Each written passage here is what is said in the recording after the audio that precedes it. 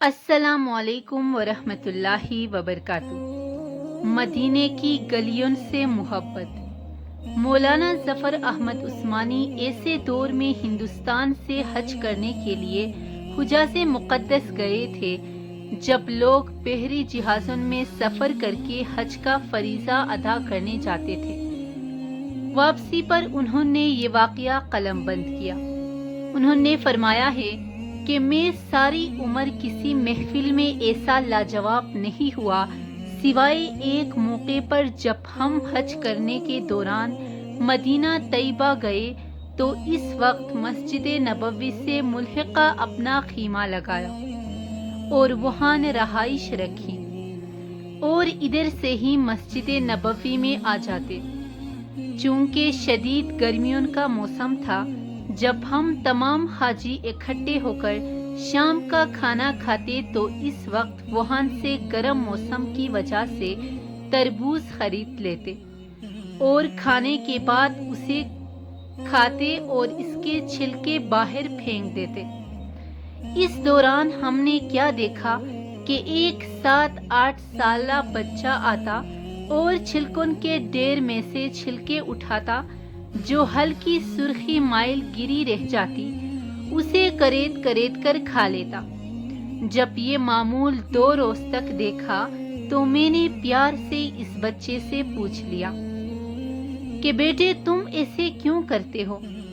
تو بچے نے کہا میں ایک یتیم بچہ ہوں، میرے والد فوت ہو چکے ہیں، میری والدہ نے عقد ثانی کر لیا ہے، گھر میں غربت اور فاقے ہیں، میں مدینے کا بچہ ہوں اور میزبان ہونے کی حیثیت سے مہمانوں سے مانگتے شرم آتی ہے، لہٰذا میں اس بچی کچی گری سے پیٹ بھر لیتا ہوں۔ مولانا لکھتے ہیں کہ مدینے کے بچے کی اس فہم و فراست نے ہمارے رونگٹے کھڑے کر دیے۔ آنکھیں آنسوؤں سے بھیگ گئے۔ بچے سے کہا کہ بیٹا اگر آپ مناسب سمجھو تو آپ ہمارے ساتھ آ کر کھانا کھا لیا کرو۔ بچہ انکاری تھا مگر ہمارے پیار برے بھرپور اصرار پر ہاں کر دی۔ مدینے کا یہ بچہ روز آ جاتا، ہمارے ساتھ کھانا کھاتا۔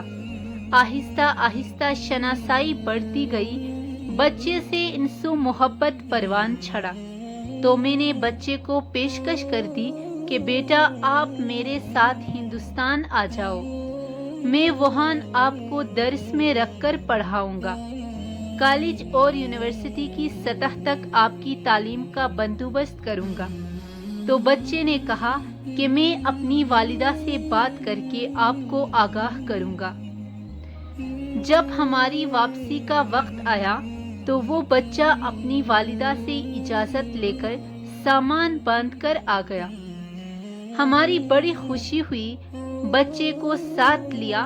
بچہ قافلے کے ہمراہ چل رہا تھا تو دوران سفر میرے ساتھ محو گفتگو تھا، سوال کر رہا تھا کہ چچا جی وہاں ہندوستان میں سکول اچھے ہیں؟ میں نے کہا کہ بیٹا بہت اچھے ہیں، وہاں مجھے اچھے کپڑے پہننے کو ملیں گے؟ میں نے کہا ہاں بیٹا۔ اس نے پوچھا کہ مجھے وہاں فٹ بال کھیلنے کے لیے گراؤنڈ میسر آئیں گے؟ جی ہاں بیٹا، ہندوستان میں فٹ بال کھیلا جاتا ہے۔ بچے نے کہا کہ مجھے وہاں طرح طرح کے معیاری اور اچھی رہائش، کھانے اور اچھی رہائش ملے گی؟ میں نے کہا کہ کیوں نہیں بیٹا، یہ سب سہولتیں آپ کو ملیں گی۔ اس دوران چلتے چلتے سامنے گنبد خضرا نظر آ گیا۔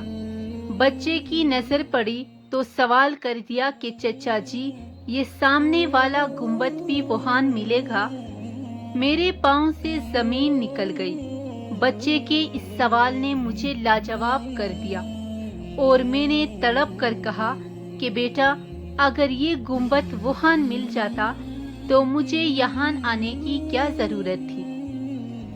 بچے نے میرا جواب سنا تو اپنا ہاتھ چھڑایا اور کہا چچا جی مفلسی، بے بسی اور یتیمی قبول ہے، مگر سرکار مدینہ کا دامن چھوڑنا کسی صورت گوارا نہیں۔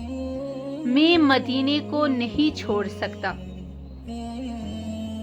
علامہ صاحب لکھتے ہیں کہ بچہ ہمیں روتے ہوئے دم بخود چھوڑ کر بھاگا اور نظروں سے اوجھل ہو گیا۔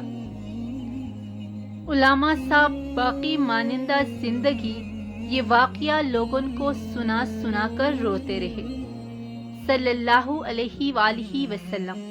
اس قصے کو ضرور عاشقوں اور محبین رسول صلی اللہ علیہ وآلہ وسلم سے شیئر